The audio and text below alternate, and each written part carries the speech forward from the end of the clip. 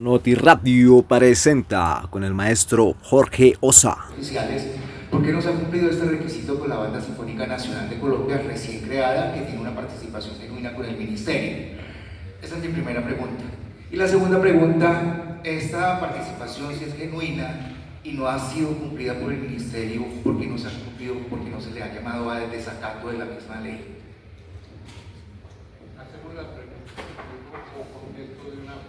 De pronto las tres preguntas de una vez. Bien, entonces vienen los tres ya. Murió. Muy bien, es por cuestión de tiempo, pero igual en las mesas vamos a retomar esta discusión y vamos a alimentar esta discusión aquí. En estas conferencias motivamos la reflexión, pero lo vamos a recoger claro. Entonces, primero, buenas tardes, Javier Jiménez, de la región Caribe colombiana del Atlántico. Y la inquietud que tengo es, ya escuchándolo usted, no mencionó la ley de leyes, que es la constitución política, que es la que inspira todo esto, ¿cierto? Y a partir de ahí se abre toda la legislación que hay. Y me sorprende escuchar que yo soy un músico activo, que hace muchos años que está vinculado con todos estos procesos. Me sorprende ahora escuchar, a usted que lo he escuchado en varias ocasiones donde hemos estado, que hay una gran cantidad de la legislación colombiana en materia de la cultura en general y particularmente de la música. Y eso sumándolo con el tema de la gobernanza, ¿cómo hacemos nosotros ahora? ¿Cuáles son las estrategias del Estado para hacer que la sociedad, porque aquí no cabemos un 1% del país, pero que el país entero se apropie de esto? Por ejemplo, ¿y cómo apoyamos a esa ley que está en tránsito en el gobierno en el Congreso de la ley de música que se cayó? ¿Y cómo hacemos? ¿Cuál es la estrategia que desde el Estado se va a plantear para cómo nos empoderamos y asumimos la defensa? Porque aquí la ciudadanía, representada en nosotros, ya tenemos que movilizarnos en torno a esto para que se cumplan las normas. Muy buenas tardes, yo soy Carlos Villada, egresado del Conservatorio de Música del Tolima, pero soy nacido en Santa Marta y criado en Ibagué. De aquí fui a Santa Marta y fui asesor del gobernador 10 años en cultura y me recorrí el país con el ministerio siendo coordinador de música del departamento de Magdalena. Lo que acaban de suceder hoy, eso lo vi cuando inició el Plan Nacional de Música para la Convivencia. Para mí, porque estuve en ese plan.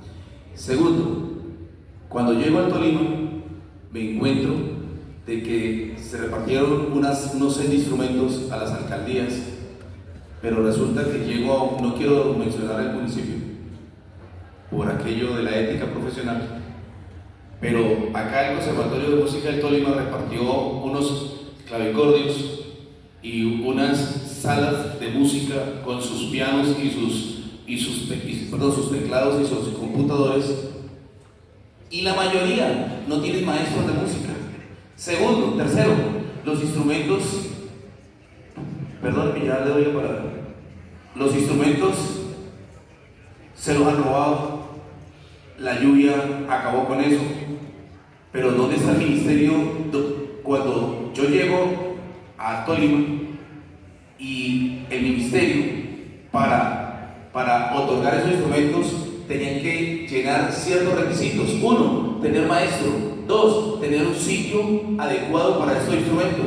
4, ninguno de los anteriores se cumplió, porque pasan los gobiernos y les interesa más la calle o el edificio que la misma música. Y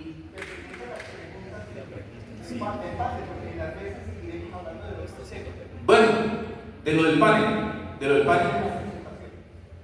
lo escuché hace más de 15 años, creo, y seguimos en lo mismo, porque una golondrina no hace invierno.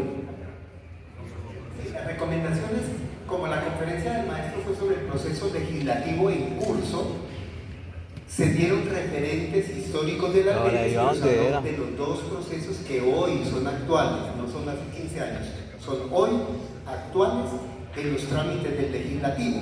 Esa era la idea de esta de esta conversación que desarrollaremos en las mesas. Fue una, digamos, generosidad tuya de abrir el espacio porque tenemos más actividades, pero en las mesas tendremos oportunidad de profundizar este y otros temas. Respecto entonces a las dos primeras que tienen que ver con los temas de tu charla, por favor.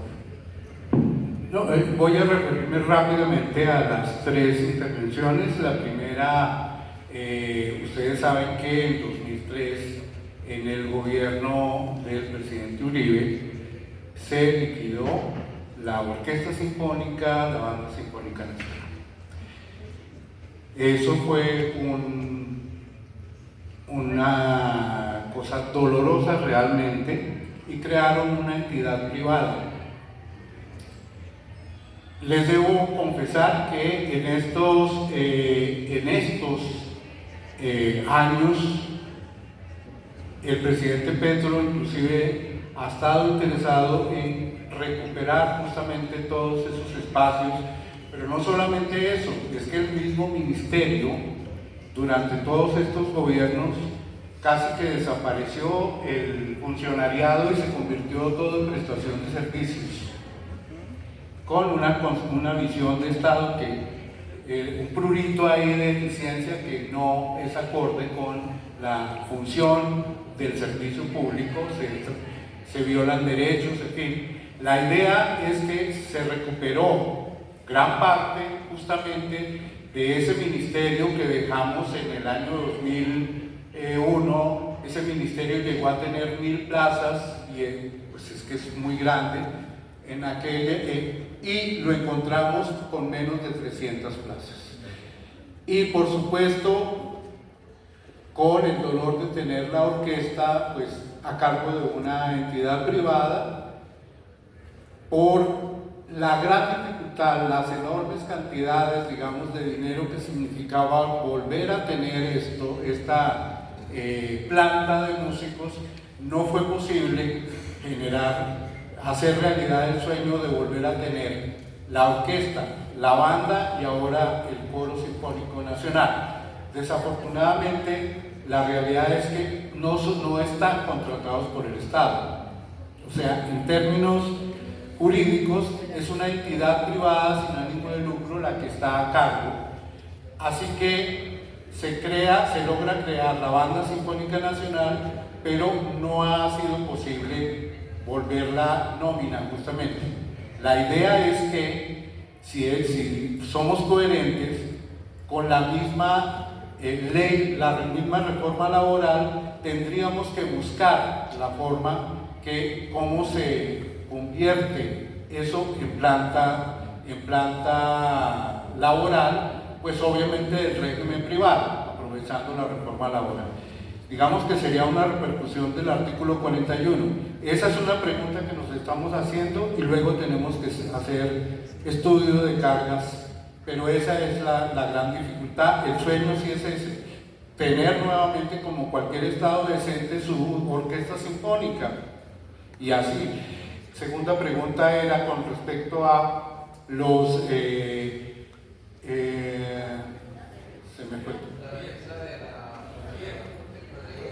Yo aquí les digo una cosa,